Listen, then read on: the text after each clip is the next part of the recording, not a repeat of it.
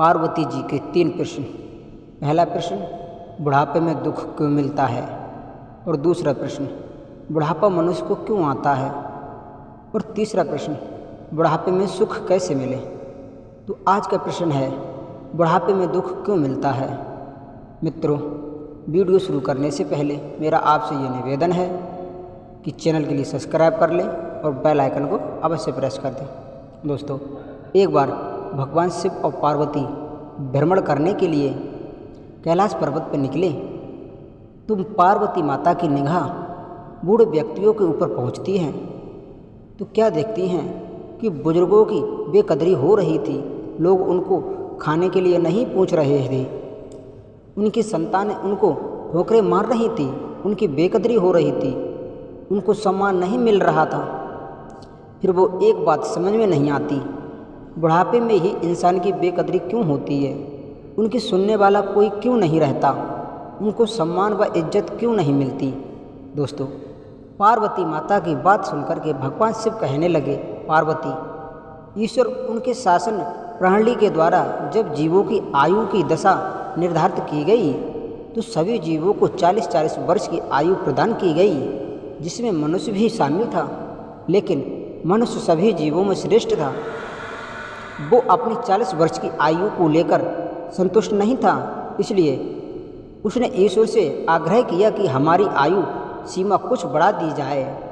40 साल की आयु में हम क्या कर सकते हैं? इतनी चर्चा हो रही थी कि तब तक ईश्वर के दरबार में रोते रोते एक गधा आ गया और वो ईश्वर से कहने लगा, हे प्रभु, 40 साल की आयु को लेकर क्या करूँगा? मुझ पर दया करो, मैं तो 40 साल तक बोझ ढोते ढोते मर जाऊंगा, मेरी हालत ख़राब हो जाएगी।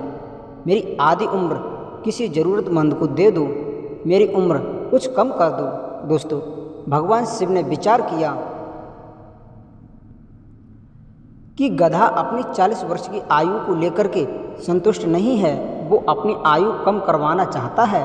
तो भगवान शिव ने विचार किया और मनुष्य को बुला लिया और बुला करके पूछा कि भाई, तुम एक बात बताओ, क्या तुम गधे की 20 साल की उम्र लेना चाहते हो? यदि तुम्हें स्वीकार है तो हम गधे की 20 साल की उम्र कम कर देते हैं और तुम्हारी 20 साल उम्र बढ़ा सकते हैं। दोस्तों, लालच में आकर के मनुष्य ने हाँ कर दी तो भगवान ने गधे की 20 साल की उम्र कम करके मनुष्य की 20 साल की उम्र बढ़ा दी। इस प्रकार मनुष्य की उम्र 60 साल हो गई।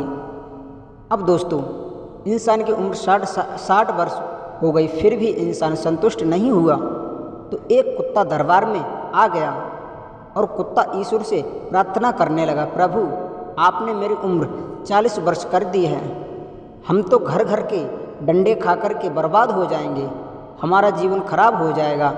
आप एक काम कर दो, हमारी उम्र आधी कर दो, हम 20 वर्ष की उम्र में गुजारा कर लेंगे। दोस्तों, भगवान शिव कहने लगे, हे पार्वती, कुत्ते की बात सुन करके भगवान ने मनुष्य को फिर बुलाया और कहा, तुम्हें और उम्र चाहिए तो कुत्ते की 20 वर्ष तुम्हें देता हूँ। यदि तुम स्वीकार करो तो हम तुम्हें कुत्ते की आयु प्रदान कर सकते हैं। मनुष्य ने तुरंत हाँ कर दी तो भगवान ने क्या किया? कुत्ते की 20 वर्ष की उम्र घटा दी और मनुष्य की 20 वर्ष की उम्र बढ़ा दी। लेकिन इस प्रकार से मनुष्य की उम्र 80 वर्ष हो गई तो भगवान शिव कहते हैं, हे पार्वती, 80 वर्ष की आयु पाकर भी मनुष्य संतुष्ट नहीं हुआ और मनुष्य भगवान से प्रार्थना करता है। तब तक क्या होता है? उसी दरबार में एक उल्लू आ जाता है, भगवान से प्रार्थना करता है, हे प्रभु, मेरी भी उम्र घटा करके 20 वर्ष की कर दो, हम 40 वर्ष का जीवन जीना नहीं चाहते। तो दोस्तों, भगवान ने मनुष्य को फिर बुलाया और कहा, ठीक है, तुम एक काम करो, यदि तुम अपनी उम्र में और बढ़ोतरी चाहते हो तो तुम्हें उल्लू की 20 साल कम करके तुम्हारी 20 साल और बढ़ा देंगे। यदि तुम उल्लू की 20 वर्ष की उम्र चाहते हो तो तुम हाँ कर दो तो हम तुम्हारी 20 साल उम्र और बढ़ा देते हैं। दोस्तों, मनुष्य के मन में फिर लालच आ गया और उसने हाँ कर दी तो भगवान ने उल्लू की 20 वर्ष की उम्र कम कर दी और मनुष्य की 20 वर्ष की उम्र बढ़ा दी। दोस्तों, इस प्रकार से मनुष्य की उम्र जो भी थी वह 100 वर्ष की हो गई। तो दोस्तों, भगवान शिव कहते हैं, हे पार्वती, जब मनुष्य की उम्र 100 साल की हो गई तो मनुष्य अपने आप को गौरव महसूस करने लगा, पर वो ये भूल गया कि दूसरों की ज़िंदगी जीना इतना आसान नहीं है। सच में देखा जाए तो 40 साल तक ज़िंदगी सही मायने रखती है। जो वास्तव में मनुष्य अच्छे ढंग से जीना चाहते हैं, उसके बाद तो केवल ज़िंदगी जियो या ना जियो। जब मनुष्य अपनी 40 साल की उम्र पूरी कर लेता है तो उसको 20 वर्ष जो गधे की उम्र प्रदान की गई थी उसका नंबर आ जाता है। यानी मनुष्य के जीवन में दूसरे की ज़िंदगी जीने का समय आता है और इस प्रकार मनुष्य 40 साल की ज़िंदगी जीने के लिए और जीने के बाद में फिर उसका जीवन बेकार सा हो जाता है। उसका बोझ और अपनी पत्नी बच्चों का बोझ गधे की तरह मनुष्य को ढोना पड़ता है और मनुष्य को उसका नंबर आ जाता है। यानी मनुष्य के जीवन में दूसरे की ज़िंदगी जीने का समय आ जाता है और इस प्रकार से मनुष्य 40 साल की ज़िंदगी जीने के बाद में फिर उसका जीवन बेकार सा हो जाता है। उसका बोझ और अपनी पत्नी बच्चों इन सब का बोझ गधे की तरह मनुष्य को उठाना पड़ता है और मनुष्य को पूरे परिवार का बोझ उठाना पड़ता है, क्योंकि उसने गधे की उम्र ली थी और गधे का काम होता है बोझ ढोना। बुजुर्गों की दवा, बच्चों की पढ़ाई और शादी विवाह और कई तरह की जिम्मेदारियां बढ़ जाती हैं। दोस्तों, जैसे जैसे 20 साल गुजर जाता है अब मनुष्य की बेकार हो जाती है ज़िंदगी और उसके दूसरों के ऊपर आसरा रहना पड़ता है।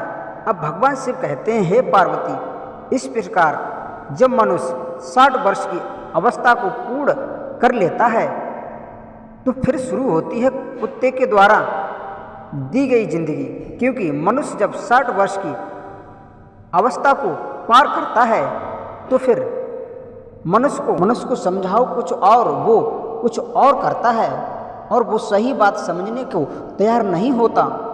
उस वक्त मनुष्य को सही राय भी गलत लगने लगती है। कुछ भी बोलो कोई सुनने वाला नहीं होता। उसके बाद में होती है उल्लू की उम्र। दोस्तों, जब मनुष्य 80 साल में प्रवेश करता है और इंद्रियां इधर उधर हो जाती हैं, वो कब क्या करे उसे खुद कुछ पता नहीं होता। कानों से कम सुनाई देता है और आँखों से कम दिखाई देता है। कुछ बोलता है, कुछ सुनता है और वो उल्लू की तरह बैठा बैठा देखता रहता है। अब कौन उसे पानी देगा, अब कौन उसे रोटी देगा, कब कौन उसे स्नान कराएगा, कब कौन उसके कपड़े साफ करेगा। लेकिन जो परिवार वाले होते हैं वो उस बुजुर्ग को अपना हिसाब से चलाते हैं और बुजुर्गों को सम्मान तभी मिलता है जब वो अपने परिवार और बच्चों के हिसाब से चलता है। यदि वो अपने हिसाब से चलेगा तो वो उल्लू की तरह बैठा बैठा देखता रहेगा, उसको सम्मान नहीं मिलेगा। दोस्तों, भगवान शिव की बात सुनकर के माता पार्वती कहने लगी, हे प्रभु, ऐसा कोई उपाय नहीं है जिससे बुढ़ापे में मनुष्य की बेकदरी ना हो और वो सम्मान पा सके, उसका बुढ़ापा अच्छी तरह से गुजर जाए। दोस्तों, पार्वती की बात सुनकर के भगवान शिव कहने लगे, हाँ पार्वती, बुढ़ापा अच्छी तरह कट सकता है, लेकिन उसके लिए उसे 40 वर्ष की जो उम्र मिली है उसमें कुछ अच्छे कार्य करने होंगे, जैसे अपने चरित्र को अच्छा रखें, बुढ़ापे में कुछ साथ ना दे, लेकिन यदि आपका चरित्र अच्छा है तो लोग आपका अवश्य साथ देंगे और आपका साथ कभी नहीं छोड़ेंगे। ईश्वर चरित्र में नहीं, चरित्रहीन में वास्ता रखता है। जो बुढ़ापे में लोग आपकी ज़िंदगी करेंगे, इज्जत करेंगे, इसलिए आपकी अवस्था 40 वर्ष की रहे तो कभी भी घमंड ना करें। काम छोटा या बड़ा नहीं होता। जवानी में अक्सर व्यक्ति बड़े पद पे आने के बाद में दूसरों को छोटा समझने लगते हैं और यह गलती इंसान को कभी नहीं करनी चाहिए, क्योंकि एक आम आदमी बड़े राजा को बर्बाद कर सकता है।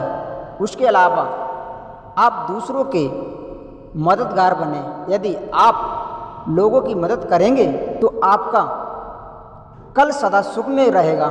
सामर्थ्य के अनुसार आपको दूसरों की मदद करनी चाहिए। मदद करने से न आपका कुछ बिगड़ेगा और बल्कि आपका अच्छा होगा, बल्कि आपका कल भी सुधर जाता है और बुढ़ापे में लोग आपका सम्मान करते हैं। इसके अलावा मनुष्य की उम्र जब तक 40 वर्ष की बाकी रहे तब तक उसे किसी के साथ में भेदभाव नहीं करना चाहिए। भेदभाव अपनों के बीच में दूरियां बनाता है। इससे आपका कभी भी भला नहीं हो सकता। इससे चापलूस लोग जरूर खुश हो सकते हैं, लेकिन वक्त पड़ने पर आपका कोई साथ नहीं देगा और वो उल्लू की तरह ऐसे ही निहारता रहता है, उसकी कोई कदर नहीं करता। तो दोस्तों, इस कहानी से हमें यह सीख मिलती है, यदि आप और हम ये चाहते हैं कि बुढ़ापे में हमारे परिवार वाले हमारा सम्मान करें, तो हमें और आपको अपने चरित्र को उज्जवल बनाना होगा। यदि हम किसी पद पर नौकरी करते हैं तो हमें घमंड नहीं करना चाहिए। हमें अपने पद पर पैसों का कभी घमंड नहीं करना चाहिए। और इसके अलावा यदि आप अपनी 40 वर्ष की उम्र में आप दूसरों की मदद करेंगे तो निश्चय ही आपका परिवार आपके साथ खड़ा रहेगा, दुनिया आपके साथ होगी। यदि आप अपने परिवार में भेदभाव करेंगे तो कभी भी जीवन में आपको बुढ़ापे में कभी सुख नहीं मिल पाएगा। आपका परिवार आपसे दूरियां बनाए रहेगा और आपसे दूर हो जाएगा और आप उल्लू की दी गई उम्र को जब भोगेंगे तब उल्लू की तरह बैठे बैठे चारों तरफ देखते रहेंगे, कोई आपको पानी तक नहीं पूछेगा। तो दोस्तों, इस कहानी से हमें बहुत कुछ सीख मिलती है। जैसा कि आपने इस कहानी में सुना कि 20 वर्ष उल्लू की होती है, वैसे ही हमें बुढ़ापे में भोगना पड़ता है। दोस्तों, मिलते हैं अगली वीडियो में। तब तक के लिए जय श्री कृष्णा, जय श्री राधे।